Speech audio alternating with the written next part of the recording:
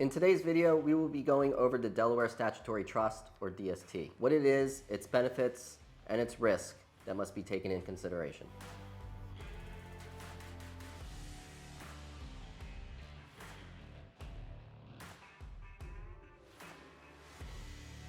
Welcome back to the channel. It's nice to meet you. My name is Ryan Stuhlman, President of US 1031 Exchange Services. We not only facilitate these exchanges every day, but we also make videos about it all so that it could be a resource to you. So if you're an investor or a real estate agent that works with investors, make sure you subscribe so that I can continue to be that resource. First things first, what is a Delaware Statutory Trust, or a DST? A Delaware Statutory Trust is a legal entity created under Delaware. This allows for the ownership of real estate assets and the facilitation of a 1031 exchange. The purpose is to provide investors with fractional ownership in large institutional grade properties. So first up, let's go over some of the key features of a DST. The first one is that it allows for pass-through tax treatment. Both the income and losses flow through to the individual investors. The second key feature is that investors have limited liability. They are not personally liable for any of the trust's debts or liabilities. And last but not least, the DST is always professionally managed by the trustee or sponsor, which allows you to be hands-off as well. Now that we've looked over some of the key features of a DST, let's look at some of the benefits. The first benefit of a DST is diversification. This gives investors access to a more diverse portfolio of properties. Next, all DSTs are 1031 exchange eligible, meaning they satisfy the like-kind requirement. Lastly, DSTs allow for reduced management responsibilities. As we mentioned earlier, DSTs relieve investors of the day-to-day management tasks, allowing them to focus their efforts elsewhere. Investors no longer have to worry about what we call the 3 T's: tenants, toilets, and trash. Now, while there's plenty of upside to using a DST, let's take a look at some of the downsides as well that must be considered. The first risk that comes with the DST is limited control over property management decisions, usually because they are made by the trustee or the sponsor. The second risk to take in consideration is that DSTs are considered non-liquid investments, which means they cannot be freely traded or sold. The third risk is that returns are dependent upon the performance of the underlying real estate asset,